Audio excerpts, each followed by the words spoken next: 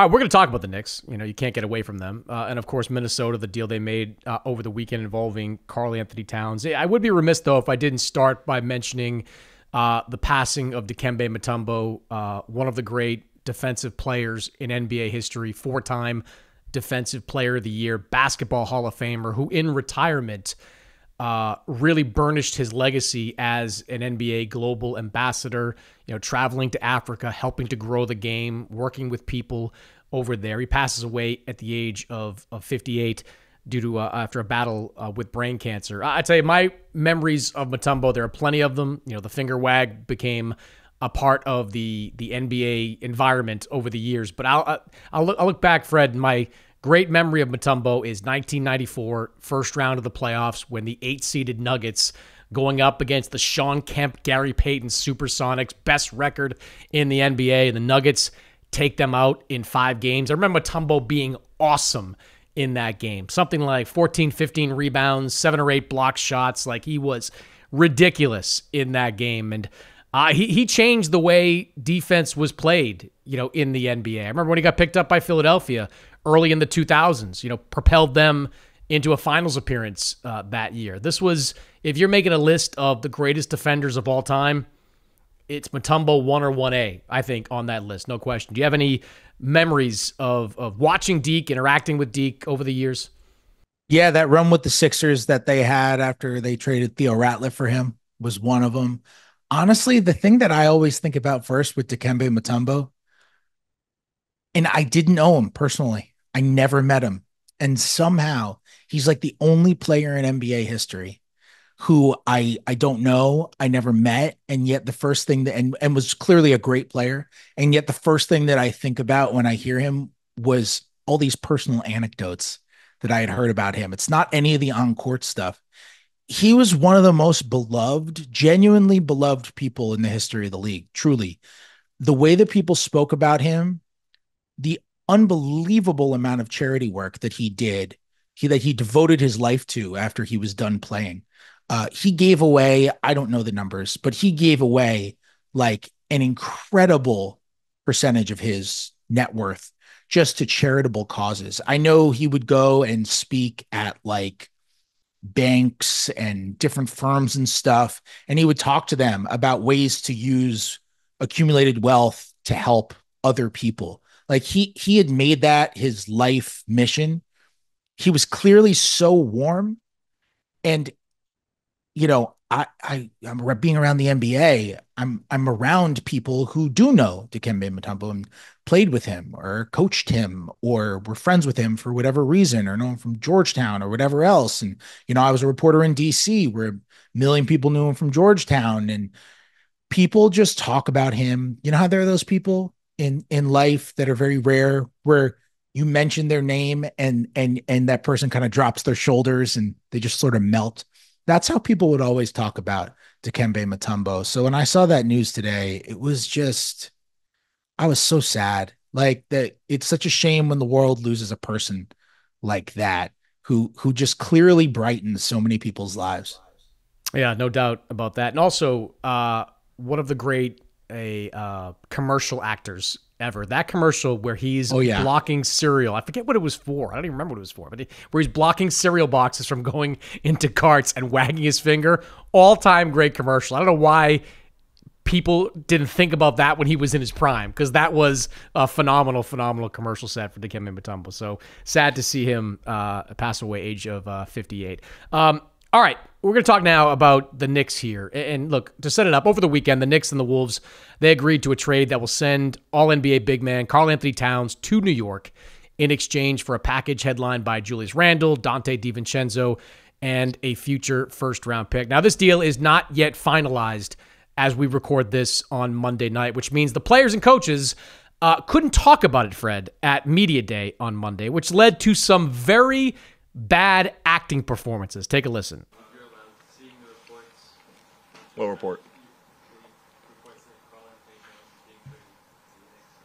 You got cat?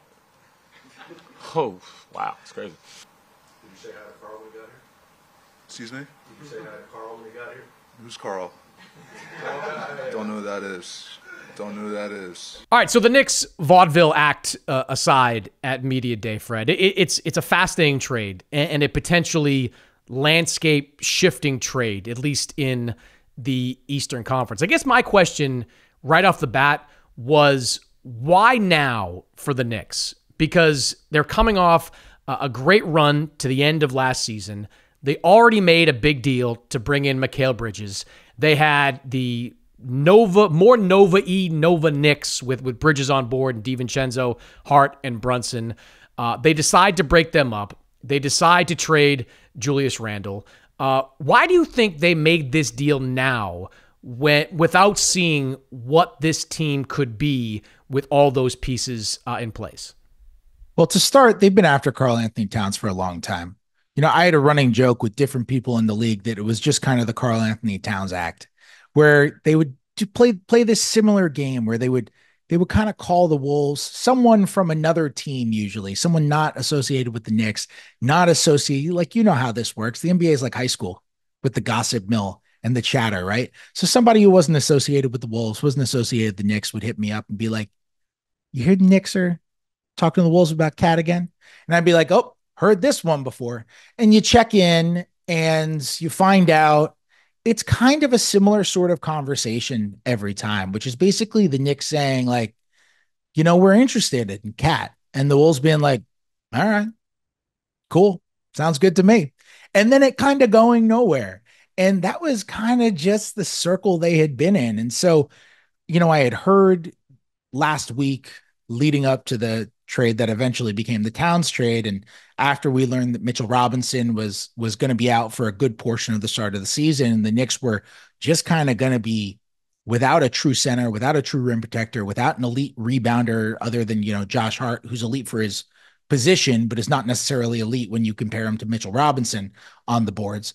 Without that type of player for a while, I immediately started to hear, okay, they're calling about a center. They're calling about a center here. They're calling about a center there. They're making it known they want to make a move for a center. It's possible they might get something done even before training camp starts. You hear like they made a call to Atlanta about Capella. I don't think it went far. I don't think it entered negotiations, but I think they were just kind of covering all of their bases to be like, this is what's happening. And they end up circling back to Karl-Anthony Towns. And now I get alerted to it. And I'm like, all right, heard this one before. Know how this one's going to go. And my expectation was nothing was going to come of it. And I figured maybe they make a smaller move for a center. I didn't see cap-wise how they were going to be able to pull something like this off. And I didn't see cap-wise how they were going to be able to pull off a trade, even for somebody who's, not an all-NBA guy, but just a fine enough center. And I thought maybe they bring in a smaller kind of stopgap move till Robinson comes back at the most. And then once they threw DiVincenzo into the deal, it became real. I think they were really resistant to including DiVincenzo in part of that deal. And I think ultimately what sped it up was the injury for Robinson. But look, Karl-Anthony Towns is somebody who is repped by CAA, which is the agency that Knicks president Leon Rose used to run. And a lot of the stars that the Knicks have chased or thought about chasing or had on their list or whatever else, they've had those CAA connections, whether it's Donovan Mitchell, whomever else. Jalen Brunson is another guy with the CAA connections, Josh Hart CAA connections, the list goes on. And Cat is one of those guys. And on top of that, they knew they needed a center. And I think they were just like, this is the time. And they went in, especially after Julius Randle became extension eligible, and the Knicks were just, there was never anything that was going to materialize there. There was never anything that would make sense for both Randle and for the Knicks. And they ended up pulling the trigger on it. And I was very surprised that night when it finally went down, because I think the deal actually in some ways went down very slowly, because the Knicks have been calling about Towns for literally years. And in some ways it went down very quickly, because it progressed from kind of the same stage they were at for years to actually happening, I think, really, really quickly on that Friday night. Yeah, there's a lot you said there. One, I do think the fact that the Knicks and Randle were really nowhere on an extension played a part in all this. And look, I can understand the Knicks' reluctance to extend Randall at a big number at this stage. Yes, you go back to last season after the Anunoby trade, they were 12-2, looked great the month of January with Randall in the lineup. And I do think that criticism of Randall can drown out a lot of the positives of Randall. Yes, he can be a low efficiency guy. There are moments where he becomes a black hole. Less of those moments in the last couple of years, but he still has those moments. And his playoff numbers, they speak for themselves. They're very bad. But, I think he's evolved as a player over these last couple of years. He's a lot better passer than he's been before. And I think he would have found a way to fit in this new look Knicks offense with Jalen Brunson at the start of it. And I think he would have benefited too from playing a lot more at the 5, because I think as a stretch 5, he can be a lot more dangerous, especially offensively. But I do think that the extension kind of hung over all this, and the idea that the Knicks just weren't crazy about giving Randall a big dollar long-term deal, really without having a body of work to see how he was going to fit into to all this. DiVincenzo, as you said, a very tough pill for them to swallow, right? Like, not only is he a really good player, one of the most prolific three-point shooters in the NBA at a high percentage as well, 47% from three, average about 10 per game. But he's on a great contract. 4 years, $50 million. Like, that is a phenomenal contract in today's NBA for a guy that was going to enter this season as a sixth man of the year front runner, or a candidate at least, if he was one of those guys coming off the bench. So, you get Towns, and on paper, I like the fit a lot, right? Like, I think they're going to suffer some defensively at the middle, but they're so good at the wings, right? Like OG, Bridges, like these guys, Josh Hart, these guys are big-time defenders playing 3 positions. I think you can get away with some weakness at the center position and still be like top 10, top 12 in the NBA defensively. And offensively, you become so much more dynamic. I mean, I watched Towns and Anthony Edwards turn into an incredible pick and roll, pick and pop combination in Minnesota.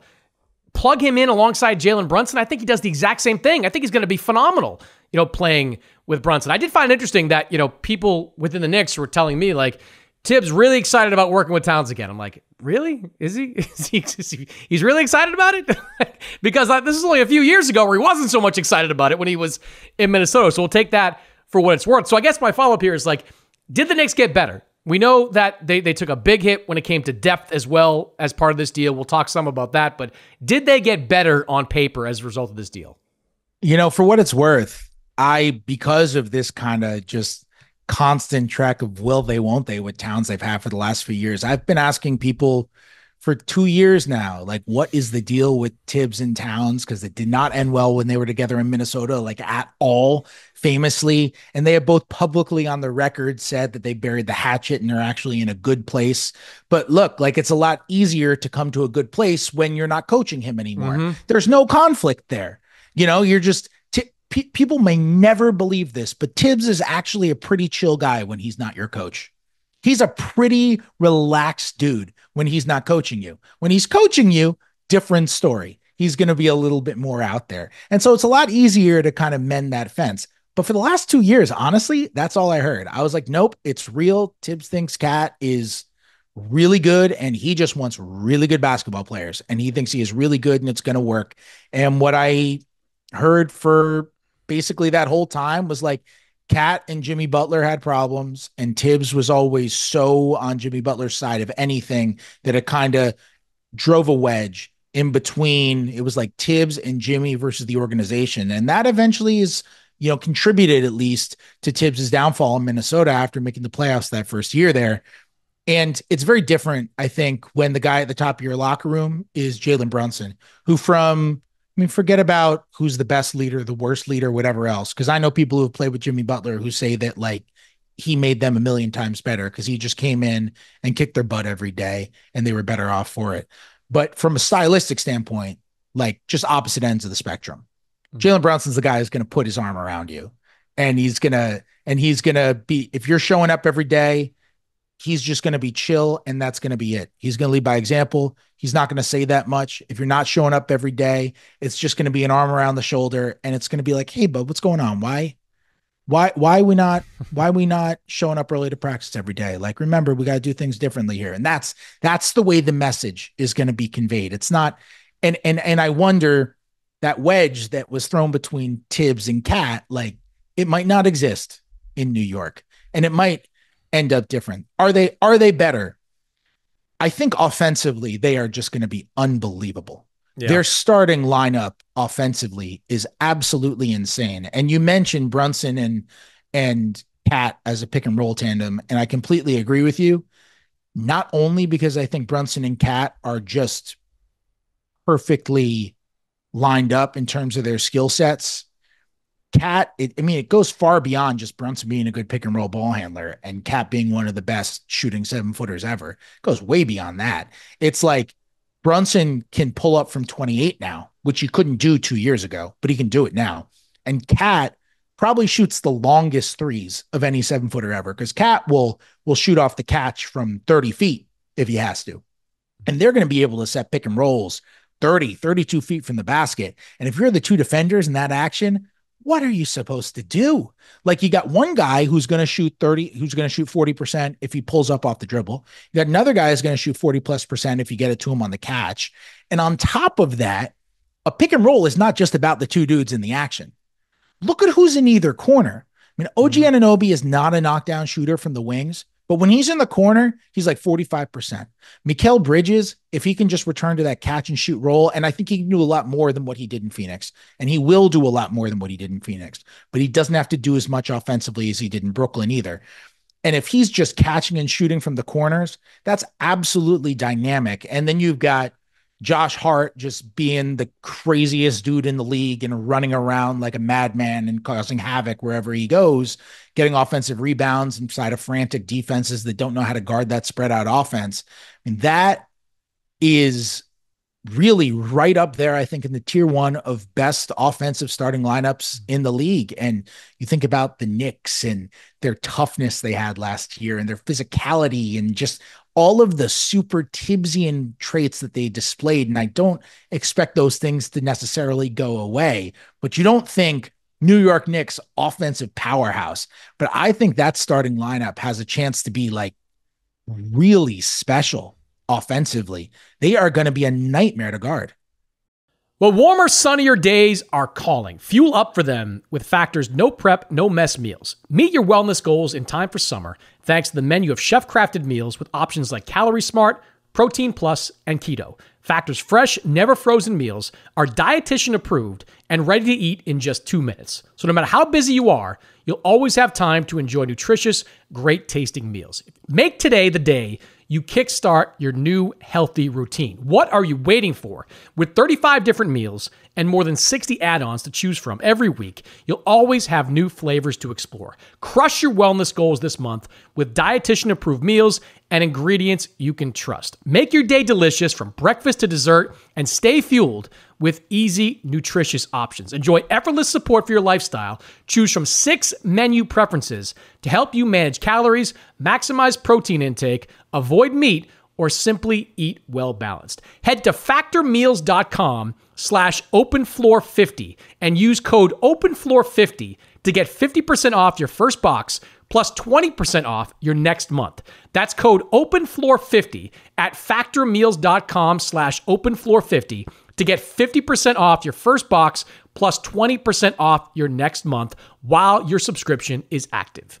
2 things that concern me about the Knicks. One, to bring it back to Towns, I am interested to see how the personalities fit in the second go round with Tibbs, because you're right.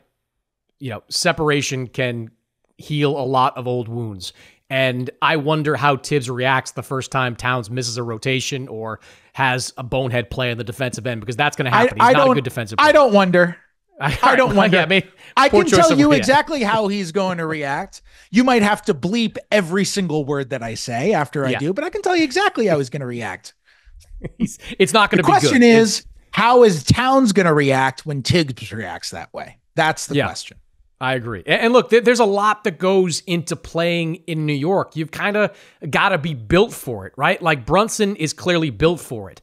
Josh Hart is built for it. Julius Randle was built for it. I think Bridges, only played in Brooklyn, but I think he's going to be built for playing with the Knicks. Like, Towns is one of those guys, and I'll never forget, and you saw this too in the conference finals. Like, he had a disastrous game 3 against Dallas, and like, he was kind of laughing after the game, and that was sort of taken as him kind of not caring as much. I don't read into it that much, but you can't have that kind of aloofness in that market. You're going to get killed. Like, you're going to get killed on a regular basis for that. And I wonder, it's also kind of a homecoming for Towns. He's from New Jersey. So I wonder how he deals with the human element of all of it. And the depth issue, I think, is a real talking point here, right? Like, OG Anunoby's going to get hurt at some point. That's just who he is. Towns, early in his career, was a durable guy. Last few years, not so much. Has had one injury after another that's derailed parts of the last couple of seasons. So you're going to have injuries. And when you look at that bench, there's not much to look at the moment. Like, Miles McBride, Deuce McBride is the sixth man right now. Precious Achiuwa is going to be someone they turn to off that bench. I don't know, but I've heard some stuff about bringing back Marcus Morris Sr. Like 5 years ago, that would have been great. Now, I don't know. They're subject to the whims of their health. You can certainly say that about a lot of teams, but maybe more than any team, the Knicks need durability from their top 5 guys, because if they don't, things could fall apart pretty quickly. Let me ask you this question this way. What is Deuce McBride ready for? I thought he showed great growth last year. Is he ready to take on that bigger role that's now available to him? So I'll tell you this. They totally believe he is. They have been very in on McBride, and Tibbs has been so far in on McBride from the very beginning. I cannot emphasize that enough. If I had to pinpoint the one person in the organization who was the most in on McBride in terms of even just drafting him in the second round, like, Tibbs was the one who was being like, this is the dude, take him. And he just couldn't hit a shot his first 2 years in the league. And even at the beginning part of last year, and it wasn't just that the percentages were all the way down. I'd watch him as a rookie, let's say, in shooting drills and that kind of stuff. And he would almost shoot a knuckleball. His elbow would stick out, and he had the worst sort of problem, which is that he had inconsistent shooting form. Sometimes the elbow would be at 45 degrees, and sometimes it would be at 41 degrees. And what any NBA coach will tell you is your form doesn't need to be picturesque, but it does need to be repeatable. And he just wasn't that. And he wasn't hitting shots in games, and it wasn't translating. And then at the beginning of last year, Tibbs starts to tell me, like, no. He's a shooter now. And I'm like, what are you talking about? Like, where is this coming from? And he gets some sparse opportunities in the beginning of the year, and he kind of looks the same. And I'm wondering where this is coming from. And it turned out that in shooting drills, McBride is really known as kind of one of the hardest working guys there, which is why Tibbs loves him so much. And it turns out in shooting drills that they do in practice, they track how everybody is doing on all those shots. And they have internal analytics on how guys are shooting at the practice facility. And Tibbs is a huge believer. If you do it in practice, eventually you will get it to translate to the game if you work hard enough. And McBride was shooting, apparently, like, by a pretty good margin, the best percentage from 3 on all of their internal shooting drills from practice. And Tibbs was like, this is going to translate. He just needs the time. So when they made the OG Anunoby trade during the season, and they trade away RJ Barrett and they trade away Emmanuel Quickly, obviously the number one objective of that trade was acquiring OG Anunoby. Clearly, that was the number one objective. But another part of it, which I'm telling you was absolutely discussed internally because people brought it up to me immediately, and it was not said in retrospect after McBride started playing well, was we want to find a rotation spot for McBride. And if you recall, as soon as they make that trade, what do they do immediately after? They extend Miles McBride on a 3-year, $13 million contract, which is now a descending contract, which Great is now contract. One of the best contracts in the league, like $4.7 million for that dude this year. And that's the largest number that he's going to make over the next 3 years. He ends up shooting 40 some odd percent after entering the lineup. And what he was doing in practice translated to the games. I haven't watched him play all summer. I haven't seen what the progression is.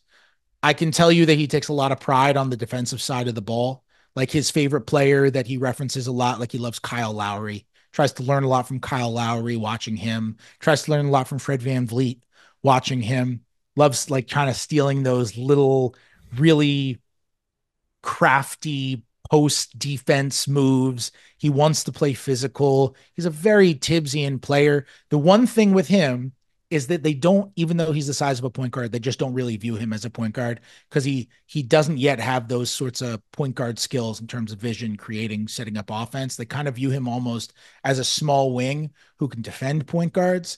And so I could see him playing next to Brunson a decent amount, even though that's a small lineup. Last year, when those two played together, Tibbs would not do it at the beginning of the year. But when those two played together, the numbers were through the roof. They ridiculous plus minus when those two were next to each other. You mentioned the shallow second unit. Like I could see McBride not even really being their backup point guard. Now that they're shallow, maybe Cameron Payne is the one who steps in, or Tyler Kolek is the one who steps in. I would guess Payne over Kolek just because he's the veteran. Yeah. And maybe Payne is the guy who runs that second unit. And you've got McBride flanking to the wings. And they're just like, we want you catching and shooting every time you touch the ball and shoot 40% from three and play good defense on the other end. So they're excited about McBride, but there's no question. Like it's really weird because they traded away 2 rotation players and they got back 1, but somehow they went from depth being their strength to now it being a question mark, even though it was only -1 rotation player. And whereas McBride was their 8th guy before, and that includes obviously a healthy Mitchell Robinson, now he's the 6th man. And there's obviously more pressure on that role for him to perform. So they need him taking a high volume of threes and hitting those, and they need him guarding point guards really well. And I know they believe that he can do that, but we've only seen a half a season of it. So he's got to continue to do it. All right, let's talk about this from Minnesota's perspective, because in the immediate aftermath of this deal, the messages I got from different league types was some version of this is about money. Karl Towns has a big contract. The last year of his contract, he was due to be paid $61 million. You look at those books in Minnesota, Anthony Edwards, big bump after an all-NBA season. Rudy Gobert's got a big contract. Mike Conley just got extended. Like that's a franchise that is faced with a big tax bill in this coming year and the years ahead if they held on to Karl-Anthony Towns. Now, in Minnesota, some of the spin that you get from people there is, look, we just got a little more versatile in our backcourt. We can play Naz Reid in a bigger role. He's ready for more. He's ready for a breakout type of year after being 6th man last year. Julius Randle, Chris Finch is the Randle whisperer for the 1 year that he had with him. He'll find a way to make it work alongside Rudy Gobert. I haven't found a way to buy that yet, Fred. I really haven't, because even though Towns sucked in the conference finals against Dallas, save for like one decent game in Game 4, he was really good against Phoenix, and they don't win that series against Denver without him because he made shots and he defended Nikola Jokic in a credible way. So I do not believe that they got better. It's not a slight on DiVincenzo. It's not a slight on Julius Randle. It's just that I think Karl Towns made more sense with that team than either of these two guys do. And frankly, you could be looking at one guy, DiVincenzo, and that draft pick if Randle doesn't agree to an extension. And I'm not sure why he would, or why Minnesota would want to pay him real money when they're eligible to do that this year. I mean, would you really want to pay like a 30-year-old Randle 4 years, $180 million he's eligible for, or some variation of that? Like, yeah, it's actually less now because of the extended trade rules. Yeah, so now that even mucks up his extension even more, because now it's like 3,109, and so it really complicates the whole situation for them long term. Yeah, I just wouldn't. That feels like too odd a fit anyway. That I just like the Knicks had some issues with, what they'd be willing to pay Randle over the long term. I think Minnesota is going to have the exact same type of issue. So, look, maybe the dust hasn't settled on all this. I mean, Tim Conley's as smart as they get when it comes to general managers. Now he has a pretty good draft pick. This, protected Pistons pick is something that he can use to deal, and he's got some movable contracts on that roster. But right now, you're just not going to convince me, Fred, that the Timberwolves got better. I still think they're a good team, top 4 in the Western Conference, but I think they took a step back. We can debate how big a step back, but I think this trade takes them a little bit further back in that conference. How do you see it? Yeah, I think you're right. I think people are looking at Randall's or Gobert and Randall's fit in kind of the inverse way that I'm looking at it, Whereas I think people are looking at it as like Gobert is a rim diving center and he's going to take up the middle and they're going to use him to weaponize offensive rebounding. And how's that going to mesh with Randall? It's like, we know how that's going to mesh with Randall because Julius Randle just spent 5 years playing next to Mitchell Robinson, who is even more rim reliant than Rudy Gobert. Rudy Gobert will go into dribble handoffs and can pass a little bit and operate in the high post in certain sets and that kind of stuff. Whereas Mitchell Robinson, like, if you go on some teams, advanced stat with the crazy second spectrum cameras and all that, and you have them calculate which center spends the highest which player in the league spends the highest percentage of his time on the floor on offense with at least 1 foot in the paint, I bet you Mitchell Robinson is number 1 in the league in that stat. I bet you, because it's not just about like the fact that he's not a threat away from the rim. It's also because he might be the best offensive rebounder in the NBA. And the Knicks want to weaponize that. So the Knicks keep him close to the rim. And we've seen Julius Randle make 3 All-Star teams and 2 All-NBA teams in 4 years while playing with that guy at center. And so I'm not nervous about Julius Randle's production. I wonder about how Rudy Gobert offensively is going to adjust when he's getting swarmed on the roll, when you're running a pick and roll with Rudy Gobert.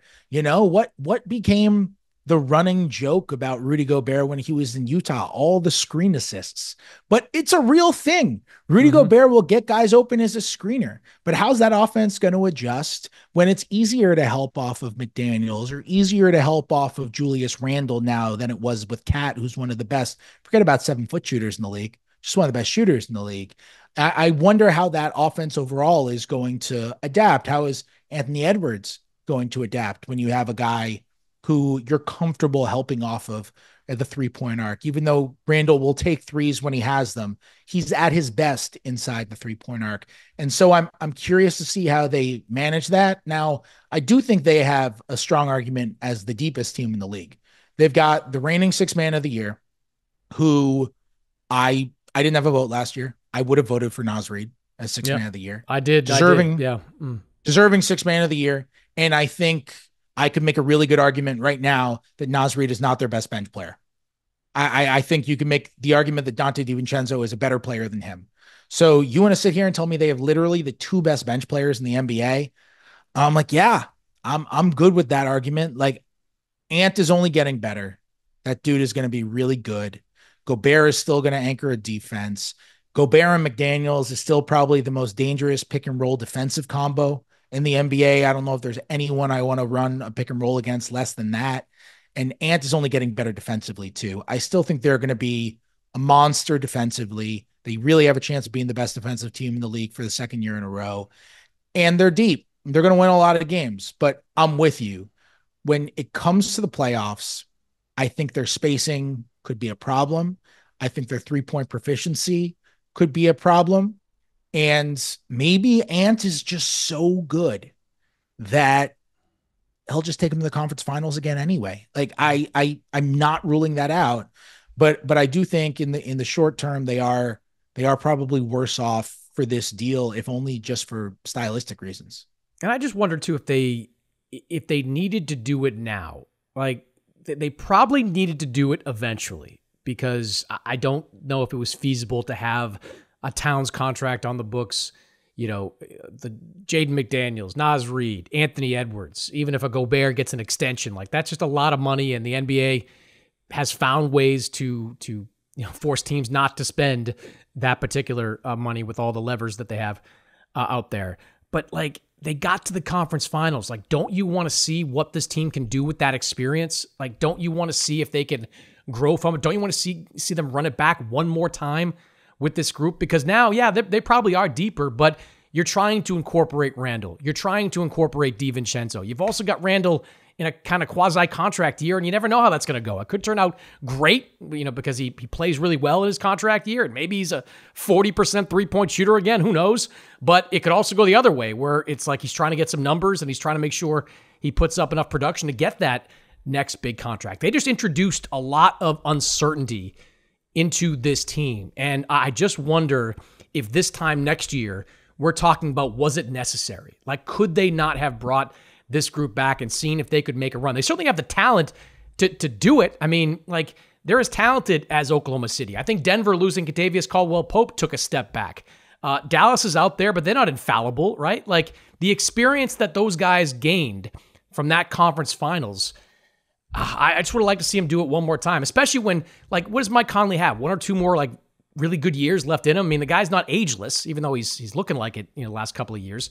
Like, it just feels like they're blowing up or closing their window unnecessarily for financial reasons, when right now they really didn't have to.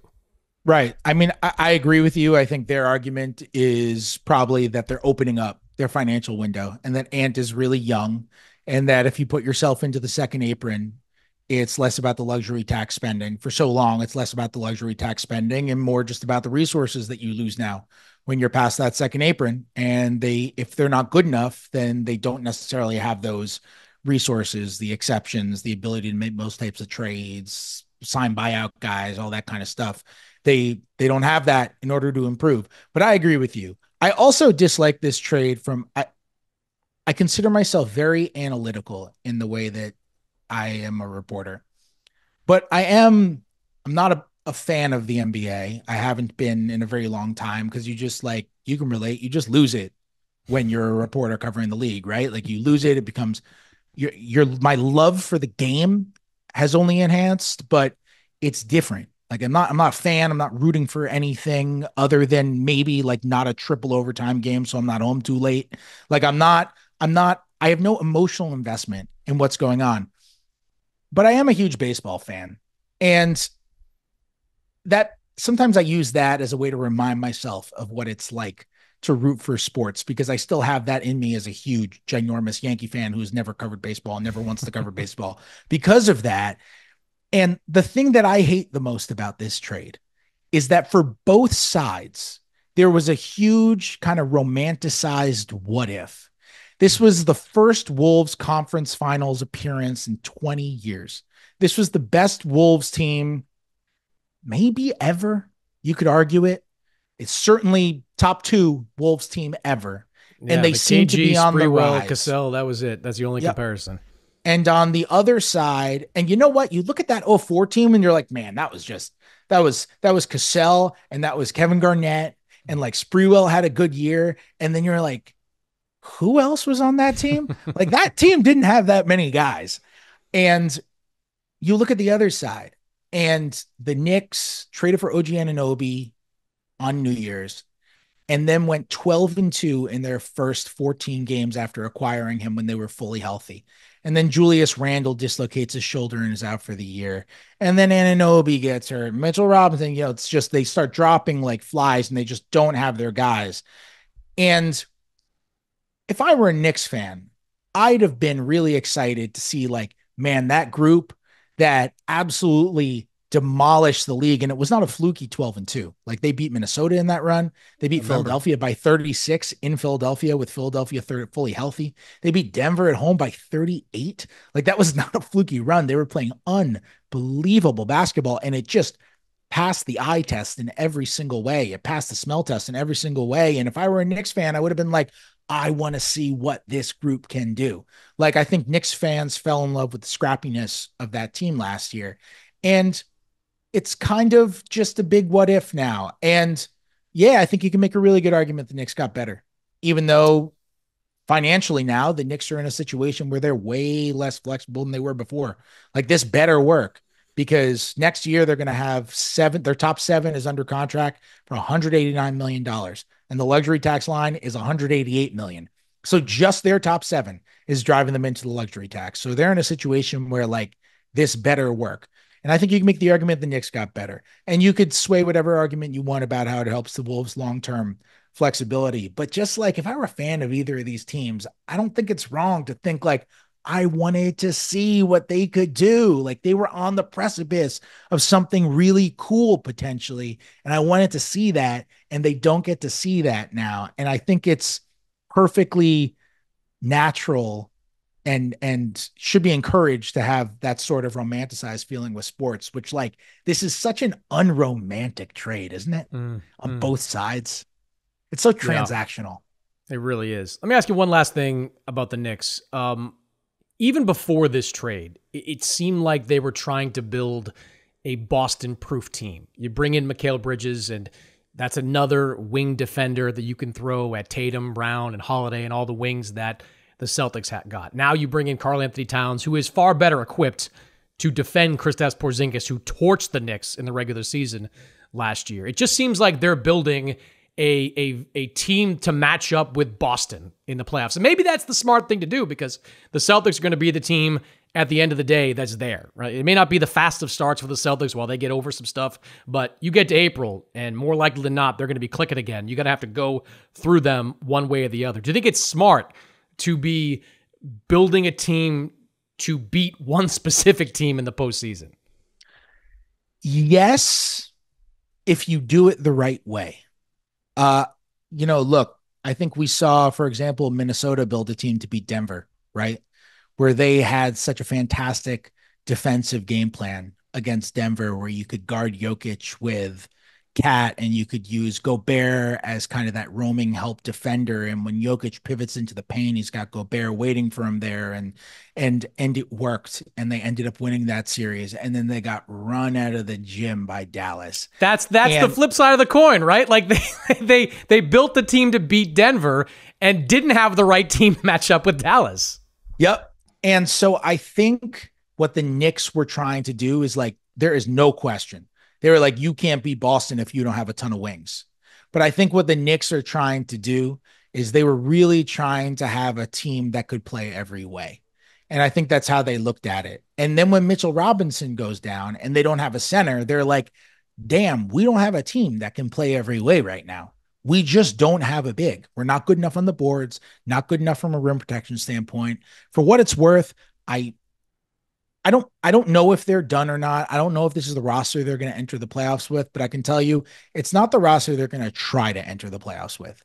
Like, they're going to try to get something else done before the deadline. And I don't know what that's going to be. They can try to use Mitchell Robinson's $14 million salary to try to get something. They can offer pick swaps, first round swaps in 2026 and 2030. They can throw second round picks in there. You could Deuce McBride, we discussed, is on a phenomenal contract. They've just proven that the Villanova guys are not automatically indispensable because they just traded Dante DiVincenzo. If you have another opportunity to get a fantastic player, who knows who they could throw into a deal. But I think they're going to be aggressive in trying to improve the roster that they have right now, like specifically for this season. They want to be all in on this season. And I think what they're going for more is, we want to be able to play big. We want to be able to play where OG Anunoby guards fives. We want to be able to play where Cat guards fives. We want to be able to play where Mitchell Robinson guards fives. And we want to be able to play with a lot of shooters. And we want to be able to play with just like Precious Achua at the 4 and Anunoby at the 3 and Bridges at the 2. And you just have massive size. And normally, if you've got size, you've got skill, you've got shooting, and you've got physicality, those kind of hold up against everybody. And I think that's pretty much what they were going for. We'll see if they had it. I don't think they're as good as Boston. I don't think anyone's as good as Boston, but I think that was more, it was less like, we're looking at Boston and we're just trying to beat Boston, and more like, in order to beat Boston, you need to be able to play every way. Because Boston is just going to play 5 out with Porzingis, and they're still going to be able to protect the rim, and they're going to have phenomenal team defense, and they're going to drive and kick until they completely break you apart over and over and over again. They're going to shoot a ton of threes and whatever else. And they wanted to be able to have a team that could match that. But in order to do that, like, they need someone to guard Embiid too, Hey, those Karl Towns and Embiid matchups, I'm now looking forward to them several times a year after their history, which is well chronicled. Fred, great stuff, man. Really appreciate you taking some time to join me here on the show. Check out Fred's stuff all year long in The Athletic. Check out his podcast as well, Katz and Shoot, which I'm sure he's determined to get Karl-Anthony Towns on the show. Like, Cats on Cat would be like a nice little subplot to the podcast. But I appreciate your time, Fred. Yes, thank you so much for having me. I appreciate it.